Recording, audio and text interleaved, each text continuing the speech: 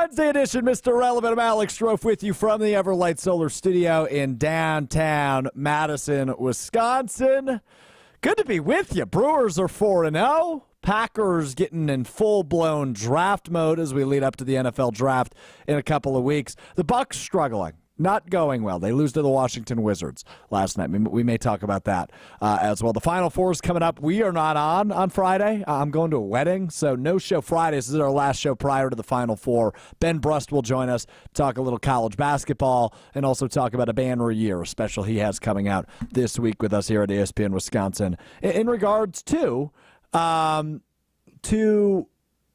everything going on 10 years ago.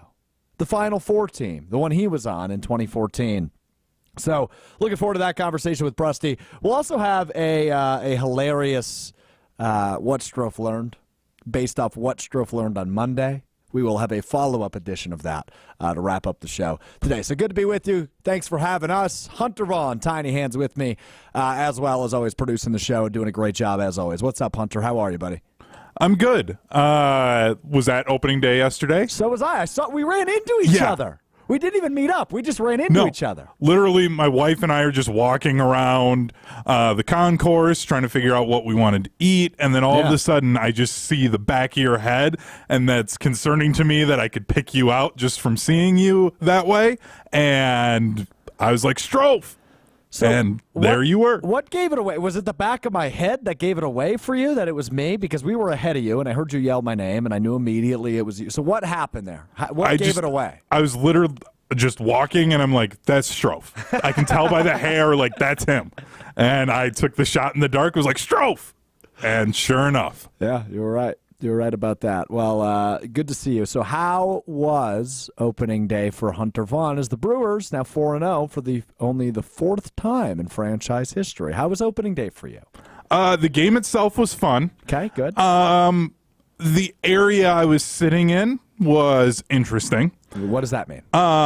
So my wife and I are enjoying the game, and probably around the fourth inning, the guy in the row in front of us, he had his arm around like the back of the seat of the guy sitting next to him, and he takes his right hand and starts putting it on my knee and rubbing my knee. What? Yeah, just out of nowhere. I was like, this is not okay. Wait a minute. I have personal space issues. I don't like people touching me. I shot my knee back, and I just looked at him like, just don't, like, no. And like my wife was like, are you going to say anything? And can I ask a follow-up question? Yeah. Was he hitting on you? I don't know. I didn't want to go any further into it. I don't like strangers touching me. I don't want people touching me. And if I started talking to him, I was going to start throwing hands because I'm just that like weird about personal space. I was not okay with it. I was not happy. It was weird. Whoa. Like, I don't know how many drinks he was in that day. I'm going to guess it was a lot. I was not happy. So that on top of the parking situation, I was not in a good mood. But the Brewers helped by winning, so it kind of balanced itself out. But it was an experience. Yeah, Brewers playing a matinee game today. They are underway. Top of the second inning currently. Joe Ross, I believe, is the name of the pitcher. I think so, yeah. Joe Ross it is. He is the 999th player to make his major league debut with the Brewers today, Joe Ross. So the next debut we see will be number 1,000 for the Brewers, but no score in the top of the second inning at AmFam Field. Matinee game. A lot emptier in that stadium today than it was yesterday, Hunter. It was a packed place. So I was up in cozy, humble brag in the press box. I got a front row seat in the press box. First time I've ever been credentialed by the Milwaukee Brewers. I got a front row seat. Almost died in the first inning. Did I tell you about this? No. First, how did you manage a front row? Because normally, like, the newspaper guys are up there. Like, you have to be a big deal to get front row. Yeah, I felt like a big deal. The people I was sitting around were big deals. I didn't belong there. I handled zero of the communication. But I got there, printed out. It said, welcome Alex Strouf, spelled incorrectly, 2 Fs, and I was sitting in the front row. First inning, bottom of the first inning, there was a foul ball hit backwards. And by the way, to make this even more daunting for me, oh, poor Alex, right? Woe is me. Behind me, which is, because there's rows of media seating, behind me is the first wall for the second row of desks. And in Sharpie, there's multiple holes in this wall. And in Sharpie next to the holes in the wall, it says, this player hit this foul ball off this pitcher on this date. 3 of them directly behind my chair happened last season. So it seemed like maybe they gave me that front row seat because most of the foul balls ended right there. First inning, bottom of the first inning, foul ball. I forget who hit it. It was a Brewer. Believe it may have been William Contreras. He hit a foul ball. And I'm looking at it. I go, uh-oh. I start ducking, Hunter. It's coming right at me. Luckily, it hit just above me because the windows are open in the press box.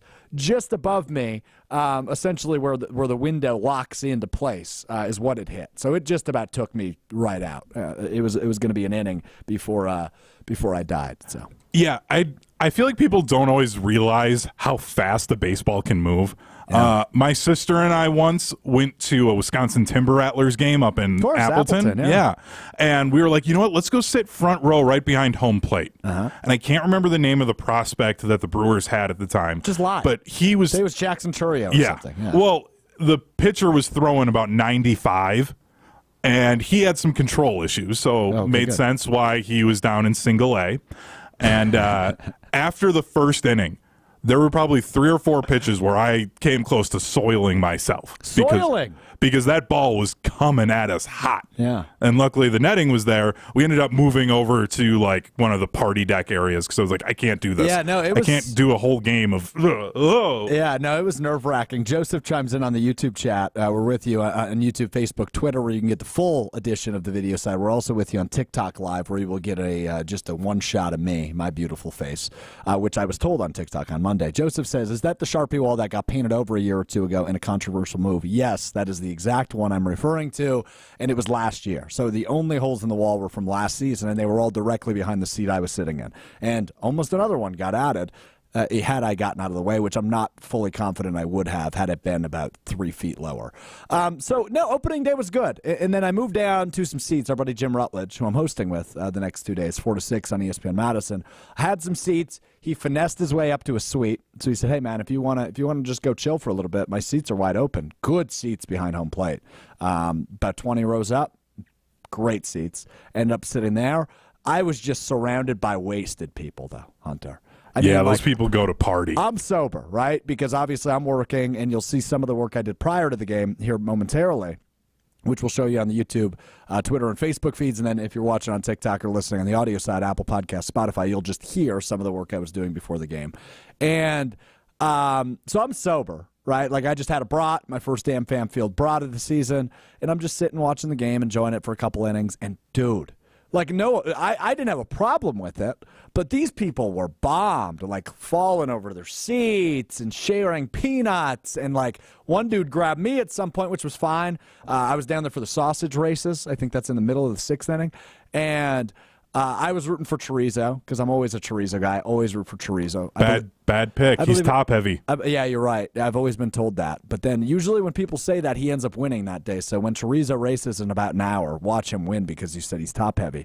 Who won yesterday? Polish? Yeah, it was Polish. Yeah. And that was a controversial race because one of the twins got in the way, too. So that's true. Already starting off the year with controversy in the sausage race. It was an entertaining day. Dude to my left, though, who touched me, he grabbed my shoulder and shook me. Said he won I don't know if it's true. He said he won $5,000 on Polish. Him and his buddies must have a pool where they're high rollers. And he won $5,000 on Polish. So I'm happy for that guy. And actually, in this case, for me, I was fine with him grabbing my shoulder and celebrating. Because if I won $5,000, I probably would have done the same thing. So anyway, so that's opening day from our perspective. Let's hear from some of the fans, including a familiar face. As I made the rounds, I talked to some people at AmFam Field prior to opening day. Here is my 2-minute version of before the game opening day at AmFam Field. All right, I'm here with some great fellas at AmFam Field for the opener. Fellas, how we feeling? How many beers deep are we? Quite a few. Yeah. I think 6. 6? Probably, 4 or 5, probably. How many are we going to drink today? More than 6. Yeah, as many as we could take. More than 2. How many have you had already? More than 2. CJ, how was your parking experience during the home opener? Well, it was not tremendous. It was good. We pulled right in, thanks to Dad over there. Yeah. But Shout out to Dad. My car's still not registered. Everybody I've talked to has said that. They're either going to give out a lot of tickets or nobody's getting charged. It won't load for me, so. It was an absolute mess. 10 attempts, nothing loaded. QR codes didn't work. They said there was a kiosk. Couldn't find it. It was awful. What would your message be, CJ, to Craig Counsell, who left for Chicago? We cannot censor this on. Are we live right now? No, we're not live. You Okay, can good. censor it. No, he's a. I'm glad you suck. We won't miss him, right? No, we won't miss him. He's a bum. He wants to go to Chicago. Fine. not a fan. Not a fan at all. You're a traitor. I hate you. We're going to destroy you. Sorry for cussing. Sorry for cussing. Did you see Reese Hoskins, what he did to Jeff McNeil on actual opening day? Did you see his crybaby thing he did? I did. Did you impersonate that for me? I can hold your beer if you'd like. B. Pretty good. Can you give me your best Reese Hoskins impression to Jeff McNeil, please?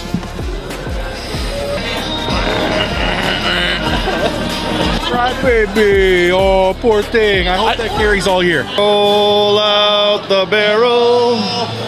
We'll have a barrel of fun. Zing, toot, boom, torero. Bring out a barrel of beer. Time to roll the barrel for the gang's all here. Fantastic. Thanks, fellas. Enjoy it. There you go. There's opening day from my perspective at American Family Field yesterday. And I would like to point out that literally everybody except Hunter and his wife, because I think they had just walked in, was double fisting that I talked to. Outside of the parents with their kids, I think each of them were just drinking one. But everybody else was double fisting. Now, this was about a half an hour to an hour before the game began when that happened. But, I mean, I was with my people yesterday, Hunter. And I was the sober one, which is rare when I'm in those situations. But I was a working man, hardworking, out with the people. Everybody was double fisting. I was proud of Wisconsin's contributions yesterday.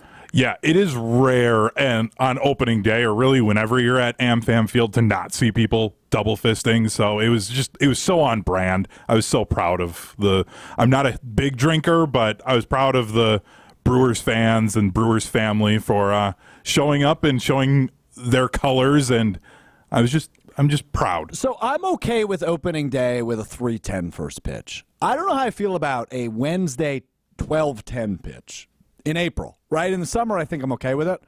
In April, though, like, it looks really empty today at American Family Field. How do you feel about a matinee game on a Wednesday in April? I mean, I like it when I work in sports, so it's okay for me to sit here and watch the game and, like, right. be. But I mean, for the normal 9 to 5ers, I feel for them. Yeah, I would prefer only weekend day games, but you got to have these at night. Get more people there, which, I don't know, I go back and forth because there's just something that just feels right about day baseball. Great. So I'm okay with it here and there. I feel like it's really a Wednesday thing for the Brewers, though, that they take Wednesday day games and the rest are night games. Yeah, no, you're right about that. So we'll see what happens with that. But one last thought on the Brewers, and then we'll talk Packers. And that is, we said it before, right before we went live, and that is Christian Yelich is totally back, dude. He's having a great year. I know it's only been, now 4 and some change games, but he has had a terrific start to the season. Like, Yelich for MVP?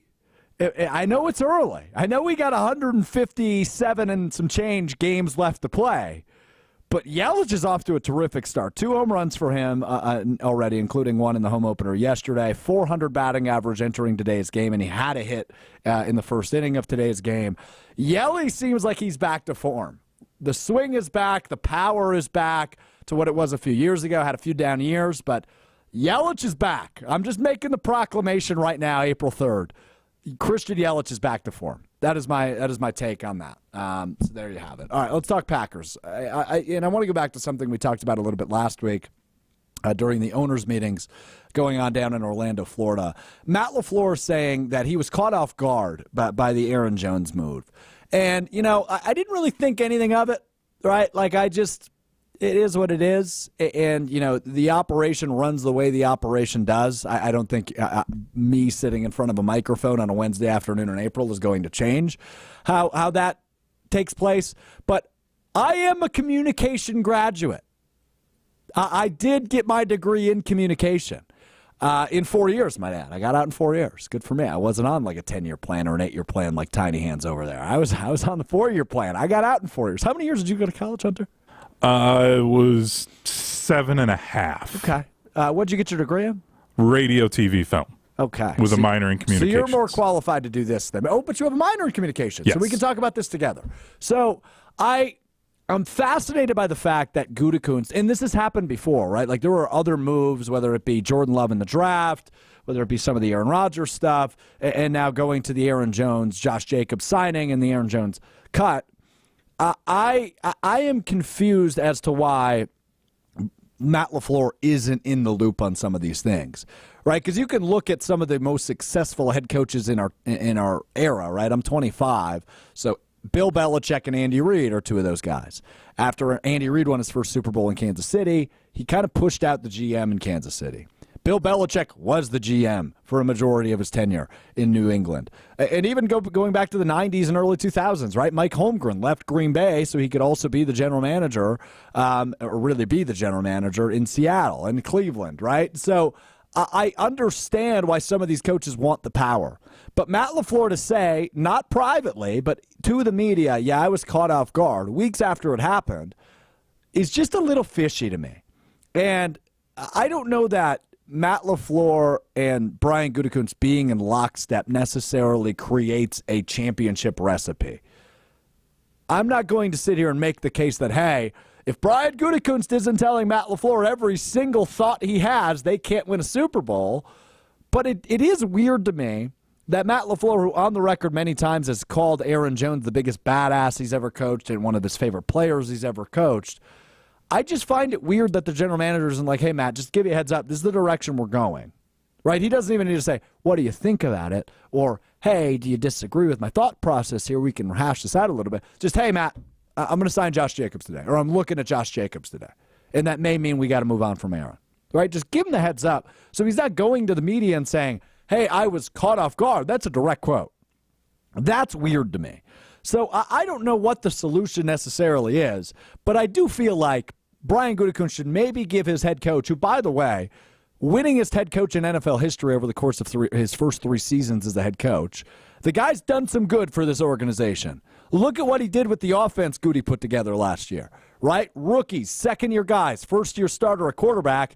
They win 9 games. They get into the playoffs. They go on the road in the wild card round to the 2-seeded Dallas Cowboys, a team that, by the way, a lot of people thought were going to win the Super Bowl. And they crushed them. They score 6 touchdowns on offense that day.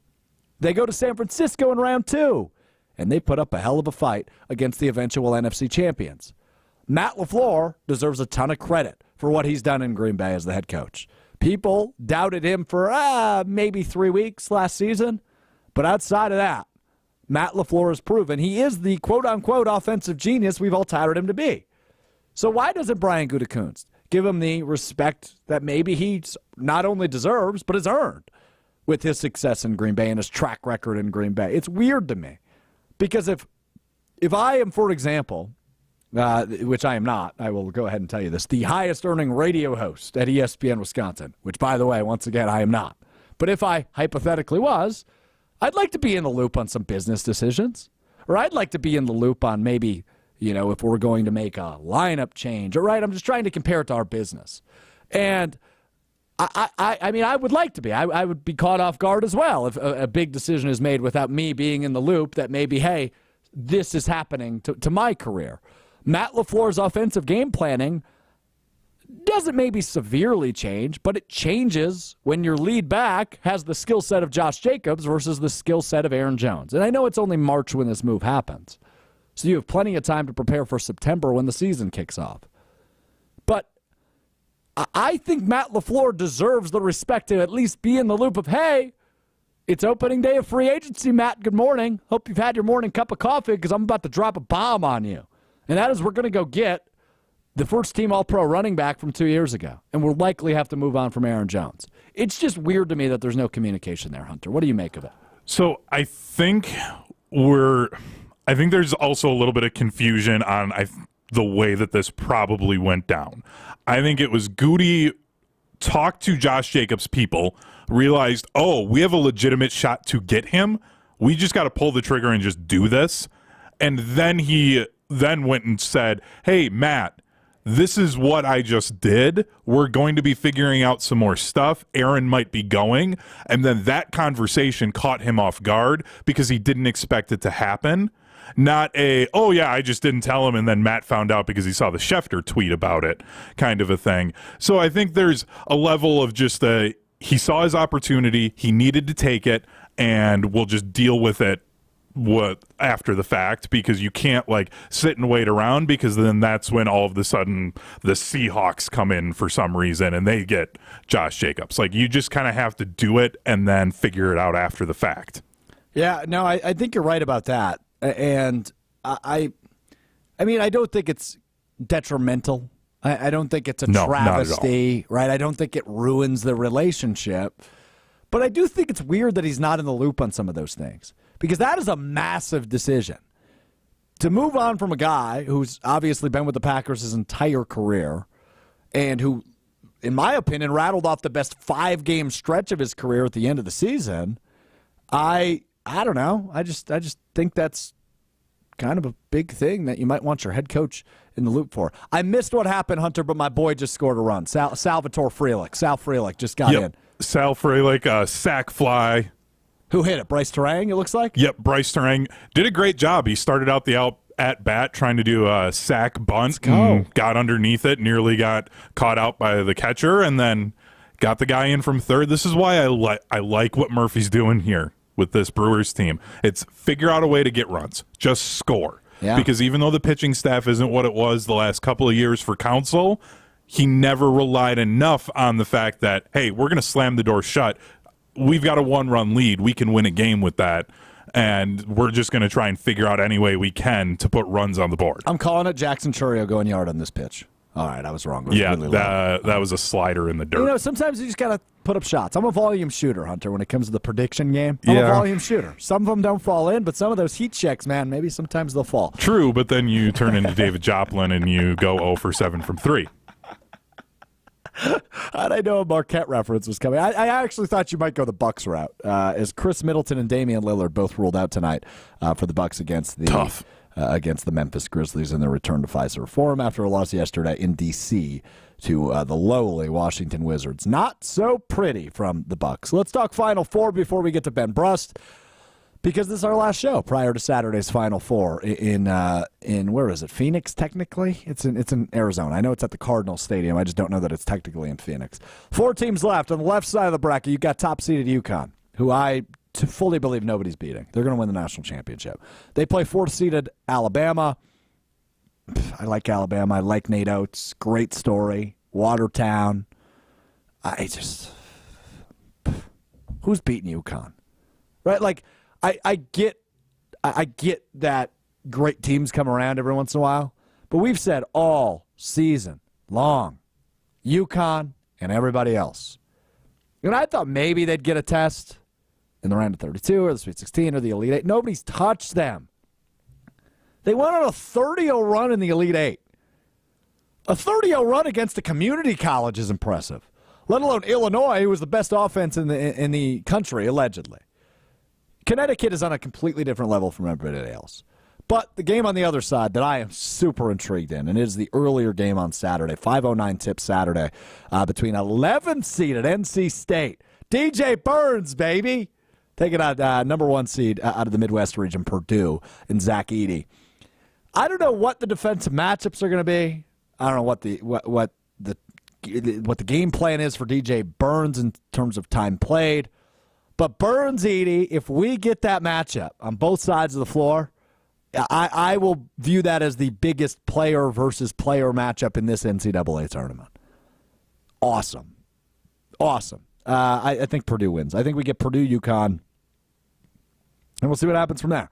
I just think UConn against Bama, legitimately, Hunter, I think they could keep this streak alive of beating every team by 25 or more, which they've done so far through 4 games in the NCAA tournament. I just don't see anybody touching them. I think Purdue can give them their best challenge of the teams remaining. But again, I don't know that one's super close either. I think they could win that game by 15.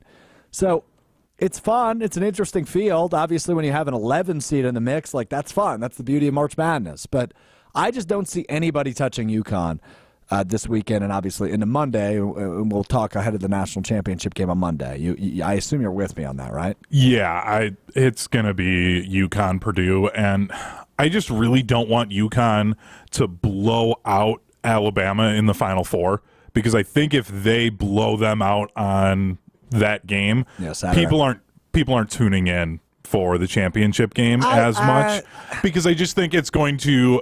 Anyone that has maybe just had a passing interest and they've just known like, oh, okay, yeah, UConn's been really good all year and that kind of a thing, if that's maybe the first time they're watching UConn, because you get a lot of those people for sure. Final Four and title games, it may deter them from wanting to even care and stay up for that Monday night game. Yeah, I mean, you might be right about that. I think the people that watch are going to watch no matter who's in it, right? If it's NC State, and I know they're out, but like... shoot, if it's Duquesne and NC State, people are still tuning in, right? Like, it's just such a spectacle. And I think UConn runs away with it, and maybe not in the national championship game as much, but I do think in the Final Four, they'll beat Bama pretty good. I just don't see anybody touching them. And maybe I'm wrong, right? Like, maybe Alabama, with this couple of days in between, the weekend and Saturday for the Final Four, maybe they find a really good game plan and ways to expose UConn, right? They're not perfect like South Carolina is on the women's side. They've lost this year 3 times. 3 teams have found a way to beat UConn. And I know there were some other stipulations there with injuries and road games, and you're truly a neutral site here. But I firmly believe, man, UConn might run away with this thing. But that's okay. I mean, we've known this all year, that they are the best team in the country. And after that, it's everybody else, which has always included Purdue, who I think can give them the best challenge. So we will see. On the women's side, South Carolina undefeated. They take on NC State, also making an appearance on the women's side. Don't know much about the NC State women's team, I'm going to be honest with you. But I do know South Carolina. I do know they're terrific. I know I picked them to win it all. They are undefeated. They are the best team in the country. And I think Iowa-UConn is going to be amazing, right? You've got 2 of the biggest, if not the 2 biggest names in all of women's college basketball in that game with Caitlin Clark and Paige Beckers. It's going to be a fun game between those 2 teams, but I hope what we get, and I said this earlier in the week, I hope what we get on Sunday in the national championship game on the women's side is the best team versus the best player. I hope we get South Carolina, Iowa, and then may the best team that day win. But the ideal situation for women's basketball, which, by the way, blew the ratings roof off the place the other night. We talked about it, Hunter, right? Like, we thought 10 million might be stretching it. They topped 12. Yeah. That was incredible. I was at the Wisconsin women's WNIT game, worst officiated basketball game I've ever seen in my life, by the way. St. Louis didn't get called for a technical foul for having 6 players on the floor. Yeah. So, there's that. Numerous times, 50-50 ball is going out of bounds. The official that's right there on the baseline doesn't make any call either way. The official way out at midcourt does, numerous times. One of our interns, Hallie Douglas, plays on the women's team, somehow got called for a travel without having possession of the ball.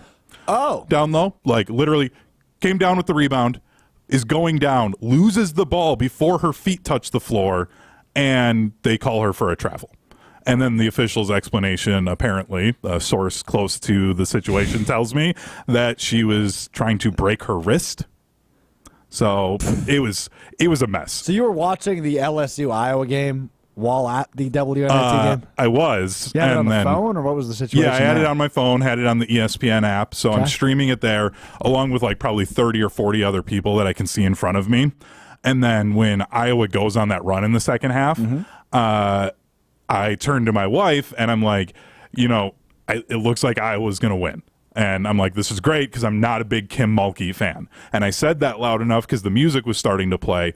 Guy sitting behind me says, hey, can you please not spoil the game? I'm recording it at home.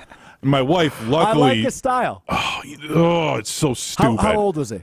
Oh, probably about somewhere in our age range. Oh, like, so he's not that old. No, it's not like this is some boomer who's saying Okay, that. so because I was going to say he might actually have an excuse because he's probably not on Twitter or anything or TikTok, right? No, but he's our this age. kid is. Yes. And my wife responded right away like, "Oh yeah, sorry about that. Yeah, we'll try not to." Had I been the one to talk first, I was about to be like, "Dude, it's 2024. You have ways to follow a game still." Like, what are we doing? You're going to police people in public about not spoiling a game that is happening in the same exact sport that you're clearly interested in. Like, no one else in the arena is interested in that game and wants to follow along live. Like, heaven forbid I talk about a game in public that's happening live. You don't belong in public. This is the second story today where you've gone in public and you just don't belong there. I've told you I don't like people, and this is why. Like, how are you trying to police what people talk about for women's basketball at a women's basketball game? Do you think this show has made you more angry? Probably, because it's become an outlet for me to, like, express it more. Yeah, and I've noticed, like, even in the office, though, when we're not on the air. I'm not angry in the office. Don't start painting this picture that I'm some mean person in the office to our teammates. I never said mean. But grumpy implies mean.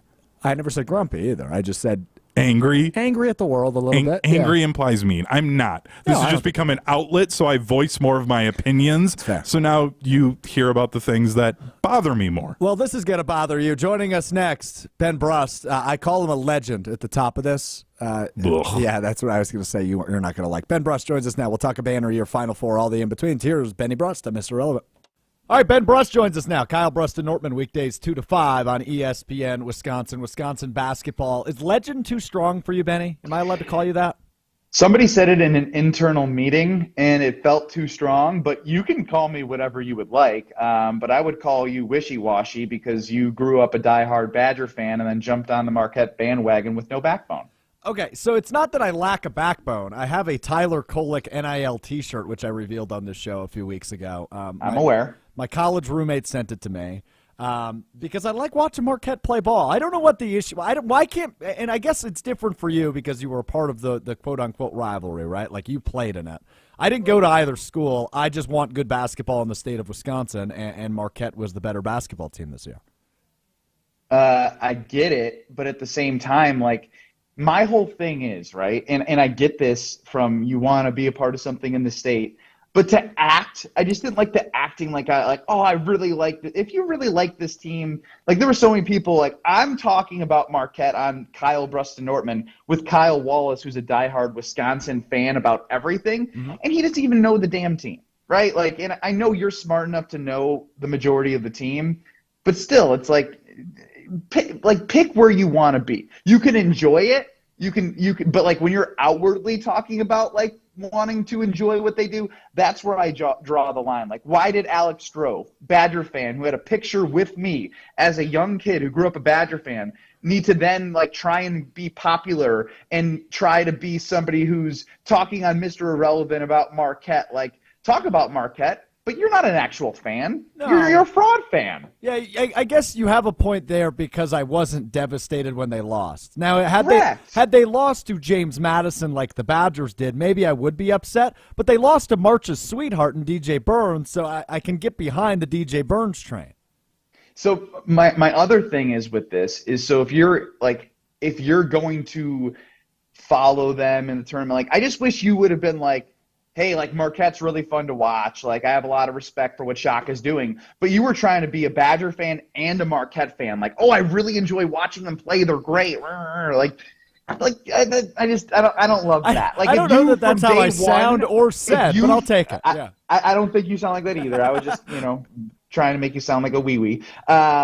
If you from day one of the Marquette season were like, look, this year I'm going to be rooting for the Badgers, and like I really like this Marquette team. If you set that precedent to start the year, I'd be fine with it. But you didn't do that because you know why? I think I did. The Badgers beat Marquette at home, so you're probably thinking this is a great year to root for the Badgers. I'm excited. True. So that's where I don't like when people jump on. If you in Badger fans were like, you know what, this year Marquette's going to be fun to root for, and they set the precedent early on, I'm fine with that. But the jumping on because the Badgers lost is lame. But And I think Marquette fans are great. And I know you're a huge Mr. Relevant fan, and you've listened to everything I've said throughout the course of the college basketball season. I think I did set the precedent that I was rooting for both. Like, I believe, like the former Packers quarterback, in the power of manifestation. I wanted a Marquette-Wisconsin game in the tournament, which we would have gotten if either team actually played well down the stretch to the Elite Eight. But I was always rooting for both, except on December 3rd when I wanted the Badgers to kick the crap out of Marquette. Other than that, though, I was rooting for both. I watched a lot of both this year. Yeah, either way, I still don't like it because it's you. Even if you say you said it, I still don't like that the guy who grew up idolizing a team and you know, now you just grew up to just be happy to be there with both teams. I just didn't think that was you. I'm just happy to be here every day, Ben. What are we doing here? Hand up is same here. Yeah, right. I'm just happy to be here always. So let's talk Badgers a little bit. I know it's been a few weeks. We've all been able to decompress. But obviously Greg Gardner will be back, as I think he probably should be in 24, 25. And you know Greg really well, obviously, from your time playing for him. The disappointment, though, in the first round, losing the way in which they did to 12th-seeded James Madison, it just looked like the team never really showed up. They got punched in the mouth early. They never responded super well.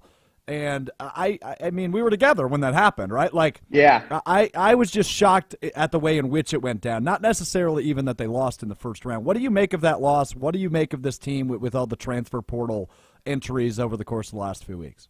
I like having this conversation now because it provides a little more context to what we were seeing on the floor, right? It seemed like Storr was disengaged. Like, if they would have started off well and played really well, he probably would have rode the wave. But when things started going bad, he was like, look, I transferred from St. John's, Wisconsin. I got paid. I was a second team or first team all Big Ten guy. I played really well in the Big Ten tournament. And I guarantee people are getting in his phone, getting in his ear. And we see a tweet yesterday that he turned down, that he's asking for $1 million and Kansas offered $750,000.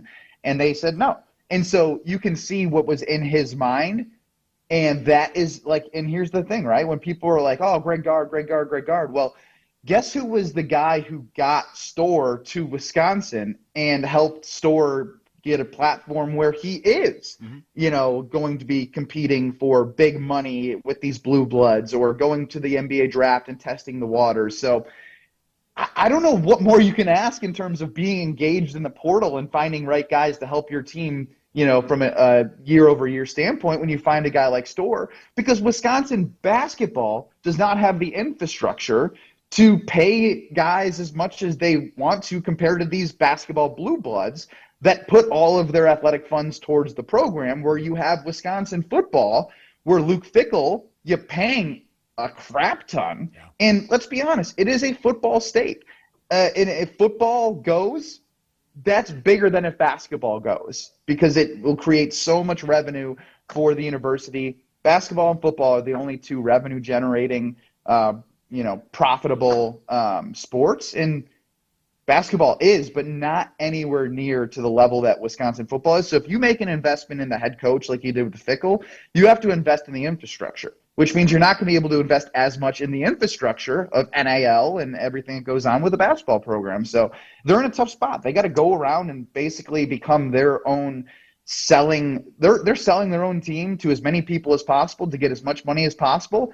But if they take money, if people are giving money for basketball, it's taking away for football. And it's hard to sort of balance going to donors and going to different people to ask for money. Like, I don't envy being a college coach. It would suck. No, I think, looking at like now you make a lot of money, and I get that portion. The money's great, but it's changing to the point where you're seeing guys get out. Jay Wright from Villanova got out. I know Tony Bennett's frustrated, right? Like I know Izzo and Gard have a great relationship because they're able to talk about what they're going through in terms of the way it's evolved from where they were, even when Gard was an associate head coach at Wisconsin, coming up with Izzo in the Big Ten and just having guys to talk to about how it's changed and what they have to go through. Well, Brad Underwood said it. Sorry to cut you off. Brad Underwood, after the Elite Eight game against UConn, I got two coaches working NIL. I only got one guy scouting the Elite Eight game because this is the world we live in. It wasn't an excuse. It just, unfortunately, is what they have to deal with. No, you're so right. And what I was going to bring up is I know it's football, but look at the Packers' new defensive coordinator and Jeff Hafley, right? Like he leaves being a head coach at Boston College because it's just –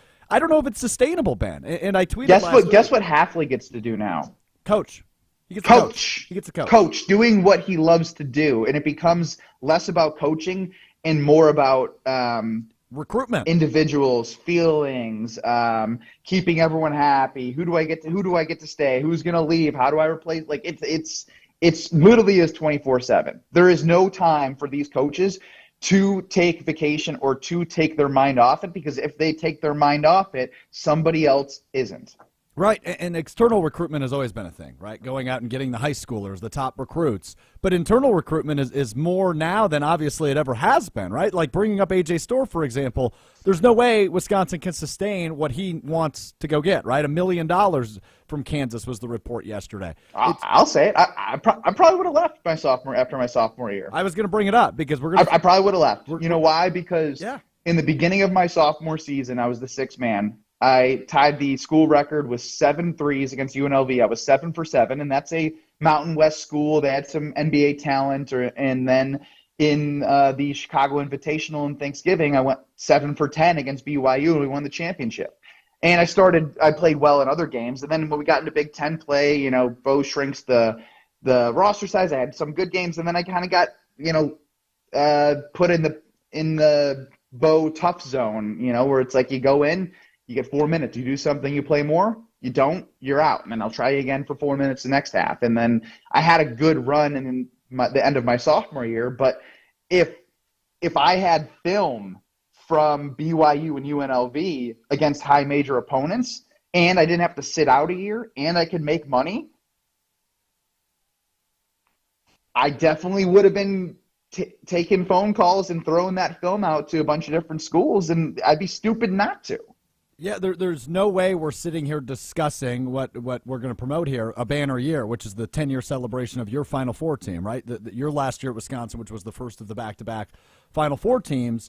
Like, I don't think we're having this conversation if the NIL era starts a decade earlier than it did, right? Because I don't know if you're still there. I don't know if Frank's still there. I don't know if Gosser's still there, right? Gosser's still there. I don't know if Duyer's still there. Right? Duyer's definitely not there. Right. So, I mean, it's just it's fascinating to think of the different ramifications this would have had this happened a decade earlier. But thankfully for me, who grew up – would Nigel have still been there after he wanted to, campaign for making money, which, again, it turned out to be on the right side of history, maybe did it in a way that frustrated people at the time. But if an all Big Ten freshman from Ohio is like – if you think about the way it goes from a paying standpoint, right? Frank, Decker, Gosser would have wanted to been prioritized a little bit for being there for 5 years. And then you got Koenig and Hayes, right? Trey Jackson would have been a senior. How do you keep all those guys happy? And would one of them left for a guarantee of playing time and more money? I can't speak for them, but it definitely would have been something that we would have had a discussion. Not we, but we're having a discussion about that would have been a discussion. So let me ask you this before we talk about a banner year, because it's a really cool project that you and I worked on that I'm so thrilled with how it's coming together and coming out this week. But do you view this as sustainable in college sports, no matter the sport, right? Football, basketball. I mean, over 1,000 Division I basketball players are in the portal, Benny. That's over a third of Division I college basketball players that are in the portal. I don't see how this can continue to be the case in college basketball remaining the powerhouse that it is outside of the 64-team bracket. Yeah, it's a great question. I just think we risk this becoming like the top teams with the most money have the best teams. Yeah. Right? Like it will get rid of the parity aspect of college basketball. I think in the long term. Short term, people are still figuring it out. Yeah, I don't know how you get away. Like, once you start something, like, how do you get away from it? And it's hard because you don't regulate the coaches and you're not regulating the players. And so how do you be like, yeah, we're now going to regulate the players, but coaches, you can still leave and get your buyout. It just aesthetically, you're going to go backwards, and you're probably going to get college basketball players that want to, maybe just start going overseas, and that ruins the college game, where they know they're going to make money because they're now sniffing, and all these agents and all these families are just like, hey, it's not just about going to college for me. And back in the day, it was good school, good education, great basketball program, a chance to grow your career.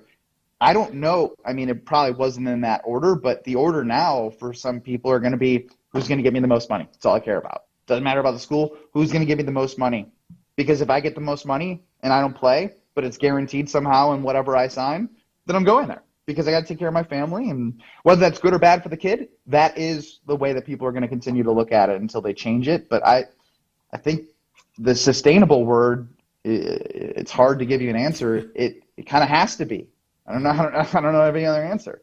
I just would never want to be a college coach, and I'm glad I didn't get into it. Yeah, that's fair. And I wonder if there will eventually be a coaching revolt of sorts, right? Because so many of these guys are going to get sick of it. It's going to be fascinating to watch unfold. Anybody beating UConn, real quick? Can anybody beat UConn? Obviously, Bama cannot. They can't guard themselves. Purdue I might just try and give them a think test. about Purdue.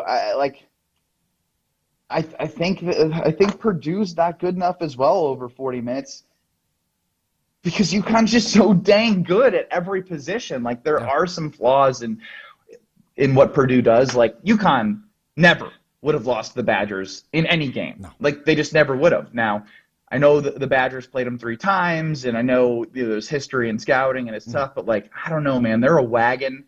They have everything you need to obviously win by double digits every game because that's all they've done. 25 in the last plus every 2 game. tournaments. 25 Stupid. plus. It's insane. I mean, they could score 120 against Alabama, and I'm not exaggerating. No, I believe you. That offense, it's like a European-style offense. It's insane. It's really fun. Everyone dribble, pass, shoot, Yeah. and have a big that can, protect the rim. They have everything you need, and that's why they're winning by double digits. So, no, I don't think so, but I don't either. I just like Braden Smith, like He's fun. he's good, but I don't think he's good enough. He's not going to beat UConn. Zach Edey can't beat UConn alone, and there's no like second option on Purdue that I'm like, yeah, he could go off for 30 and help propel them over a loaded UConn team. Yeah, I just think it's unlikely. All right, real quick before we let you go, Benny, appreciate the time as always. A banner year, a 10-year celebration of the 2014 Badgers Final Four team. I was riding your coattails, man, kicking my feet up, just listening to some of these great conversations. You had 2 episodes already out. Bo Ryan, the conversation came out on Monday. Yesterday, Tuesday was the media of that team. Ian Eagle, the voice of the Final Four, and not at the time, but this year, the voice of the Final Four, and Jim Polzine, longtime columnist with the Wisconsin State Journal. The next 2 days, though, man, these were unbelievable conversations. Your teammates Frank Kaminsky and Josh Gosser, and then crashed by Barstool Big Cat. Tell us what we can expect from these 4 episodes. Yeah, I think it's out right now. WisconsinOnDemand.com and the Varsity tab. Check out ESPN Madison, ESPN Milwaukee's socials, my social at Ben Brust. It will be airing on local content on ESPN Madison, so make sure you check that out. You guys do the scheduling, so maybe you can help me out when they're going to air there, either 6 or 7 p.m. in Bucks games, depending. Yeah. But yeah, I'm very excited. If you want an inside look into like true natural conversations of like me, Frank Kaminsky, and Josh Gosser, and I would have loved to have had more in the conversation, but Decker being overseas from a timing standpoint, Nigel being overseas and him being a freshman, I know we're going to do something for the 2015 year, but this is a cool prelude and a bridge to what 2015 is. And then without 2014, without the experience that we all went through, they wouldn't have been the team that they were in 15. And we discuss everything from that year, and it's really cool to hear Frank talk about like when he arrived and when he felt confident. So WisconsinOnDemand.com. Click on the Varsity tile. It will air on ESPN Madison's radio. Why do I sound like an old ESPN Madison's radio? 100.5 wow. ESPN Madison, like I've never promoted our own station before. So check it out. Strouf did a great job marking some of the great content, so you'll see video clips as well on social media to help get you to the pod. Yeah, and you can just search Varsity wherever you get your podcast. It'll be the first result, and all 4 episodes will be available at the end of the week. And I don't give you credit a lot, but I will here because this one meant a lot to you, and it meant more to you, obviously, than the 2015 one because you were on the team, right? It was your last year. You got to cut down nets for the first time in your entire basketball career, right? Like hearing that passion come through was really cool from your angle as well. So highly recommend any Badgers or really just college basketball. Yeah, I did do an interview that will air on Friday, specifically just with me. So we'll have Players Part 1 today, Players Part 2 with Barstool Big Cat crashing tomorrow on Thursday, and then on Friday we'll have the interview with me, just capping it all off and just sharing my personal perspective of never having team success in my life and then finally finding a reason to have something other than myself matter more, and that was everyone around me on that 14 team. And it took breaking some barriers for me to get there, and that's what made it special, and I hope you enjoy. You're the man, Benny. Appreciate the time. We'll do it again soon, all right? Thank you. That's the great Ben Brust here on Mr. Irrelevant. A fun conversation that we did via Zoom earlier today. He's a big deal, busy man, so I had to pre-record with him. You learn something new every day. I learned something new today thanks to my friend Kyle. Hunter, you and I share something in common. We both have a relationship and a past with the University of Wisconsin Green Bay, right? You worked there for a couple of years, didn't you? I worked there it was 1 year. I did play-by-play on ESPN Plus for the men's and women's soccer as well as then women's volleyball team with the video streaming. So they're my Horizon League school. So do you remember what we talked about in Monday's edition of What Strouf Learned? I want to make sure you as the producer of the show remember, because I'm not sure everybody will remember what we talked about on Monday. Do you remember what I talked about and what I learned on Monday? Just that it was April Fool's Day, Yes. almost got. Yeah, stuff like that. And now the repercussions of April Fool's is hitting UW Green Bay, who released on Monday that they would be changing from the Phoenix to the Pigeons, the Green Bay Pigeons. And then the literal UW Green Bay Athletics Twitter account today tweeting this, at Elon Musk, at support. We changed our name and profile picture as an April Fool's joke on Monday and have been temporarily barred from changing it back. Please help. That was at 10:30 this morning from at GB Phoenix, the verified athletics account for the University of Wisconsin Green Bay, who jokingly rebrand as the Pigeons. I love UW Green Bay. I grew up in Green Bay. I got my start in media by covering Green Bay. But to this I say, good. Make a stupid joke, deal with the repercussions. I mean, seriously. And no offense to whoever came up with the Pigeons rebrand. I would probably rock a Green Bay Pigeons hat or sweatshirt or something. But it was stupid anyway. It wasn't that funny of a joke. It wasn't original. It was good. You should probably have to deal with that for a couple of weeks. Be the Green Bay Pigeons for a couple of weeks. Because I see every year teams do this. They rebrand into a stupid alternative logo. And look, respect to the Madison Mallards. Last year they became the Muskelards, right? A brand between a Mallard and a Muskie. But they actually did a game around it. They wore Muskelards gear. They sold it. They capitalized on it. The Pigeons aren't doing squat. See what I did there? And they're not doing anything with this. They're not going to be the Pigeons for a basketball game or a volleyball game. They're not going to sell Pigeons gear as far as I'm aware. So good. Be the Green Bay Pigeons for a month. I hope Elon does nothing to fix your problem. And I love Green Bay, but it wasn't that funny. Well, you know what was funnier? Did you see what UW-Madison did for April Fool's Day? Hunter, by chance, did you see what they did?